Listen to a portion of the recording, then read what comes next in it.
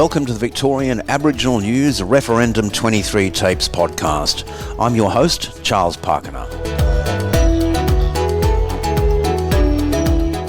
Victorian Aboriginal News acknowledges and pays respect to traditional owners and custodians across Australia. We acknowledge the elders who have gone before, those who currently lead their communities, and those who will follow in years and generations to come. Joining me today on the Referendum 23 Tapes podcast is the CEO of the Federation of Victorian Traditional Owner Corporations, Paul Paton. Paul, thanks for joining us on the podcast today. Thanks for having me, Charles. Paul, a little bit of an overview. Let's just position the Federation. What's its role in the landscape of Victoria? Okay, well, Federation is a traditional owner body that advocates for the rights and interests of traditional owners and traditional owner corporations here in Victoria.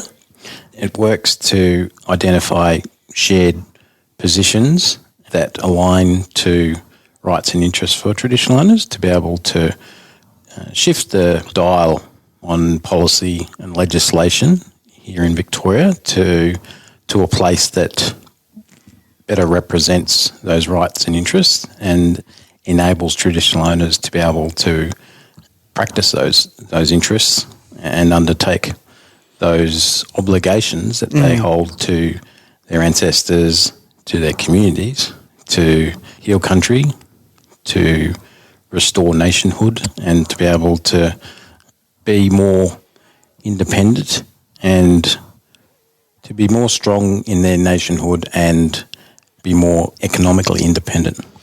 So where does the Federation stand when it comes to the referendum?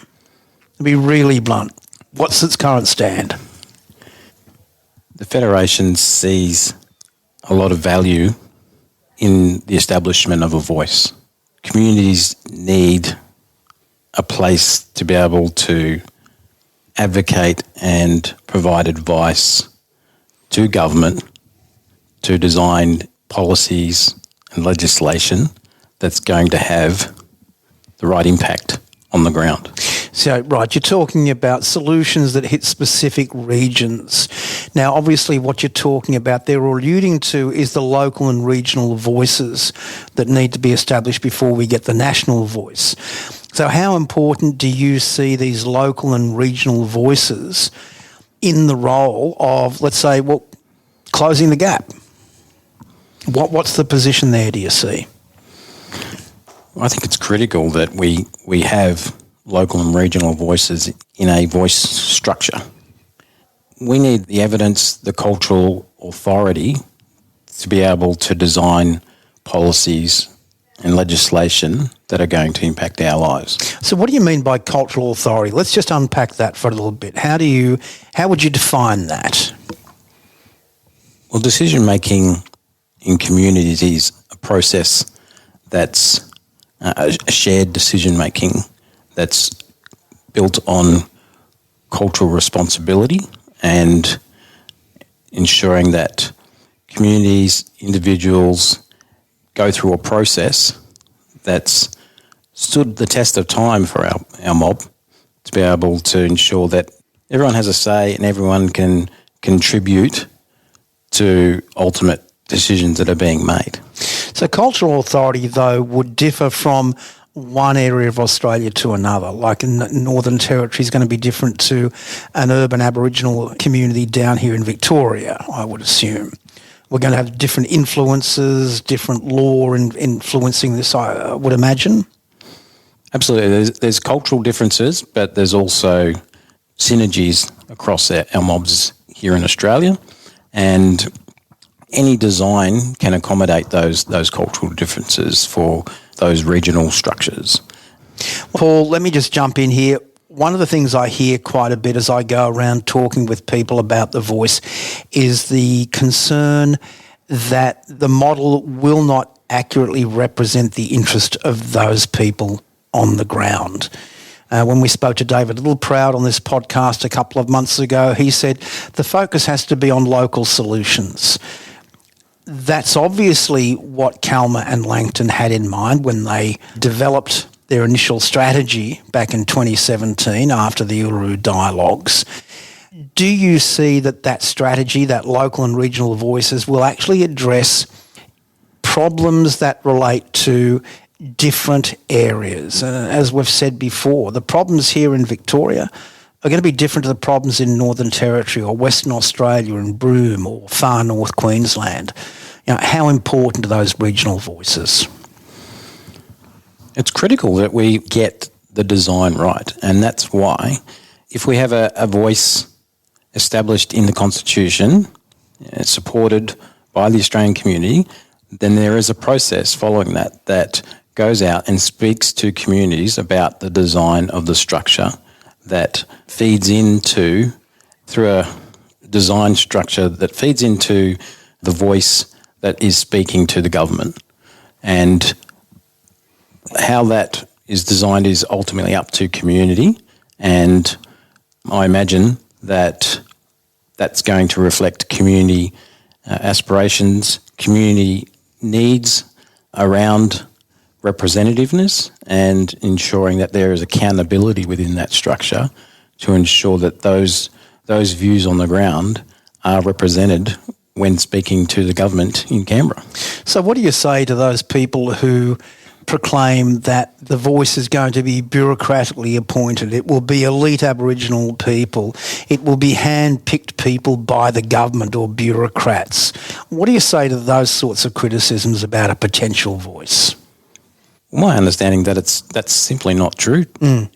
My understanding, and I've had Minister Burney come and speak to us, to the traditional owner CEOs here in Victoria, and explain the process.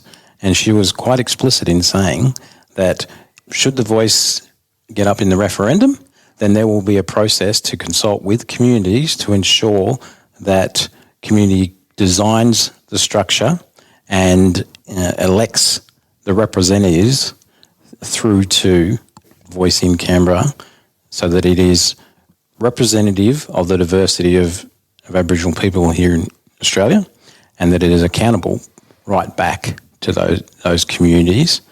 And then once that design process has been undertaken, then the Parliament will endorse that structure that the community has designed, and that really is self-determination in practice.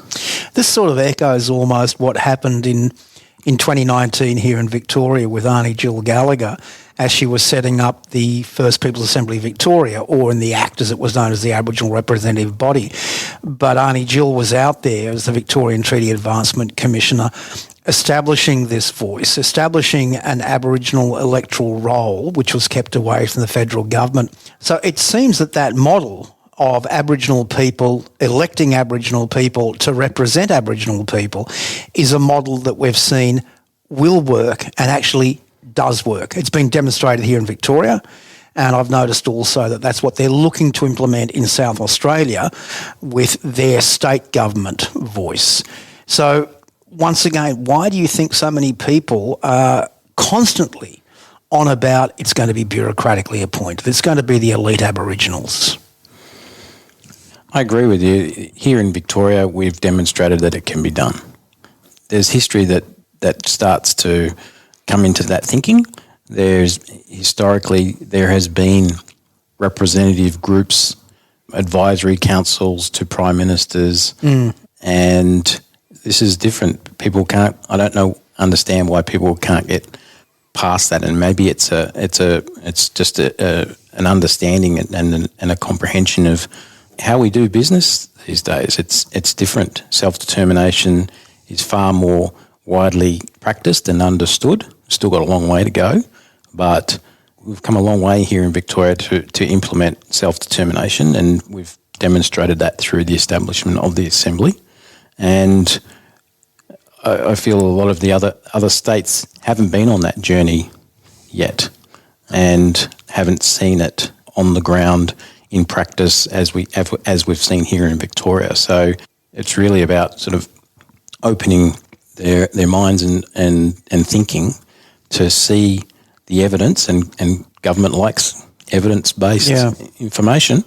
what's stopping them from looking at examples here in Victoria that it can be done and it is being done, and apply that in the instance of the establishment of the voice? Maybe there are other factors that are blinding them to actually seeing the evidence that's right before us that shows that it can work. Or maybe campaigns of disinformation and misinformation, which is an intentional segue. So you're out there a fair bit, yarning with mob and yarning in the political field right across Victoria.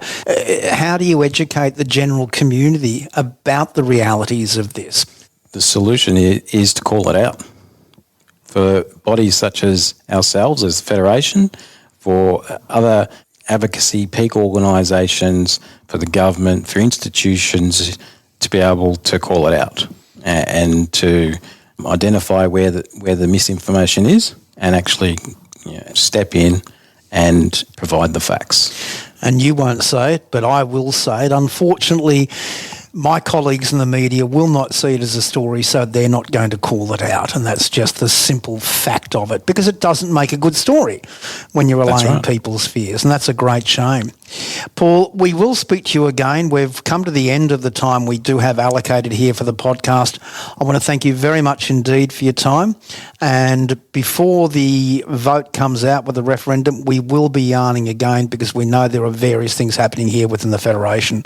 So thanks again, Paul. Thanks, Charles. Great yarning with you and looking forward to our next chat. For a full transcript of this interview, visit the Victorian Aboriginal News website at vicaboriginalnews.com.au. Until our next episode, stay safe and stay informed.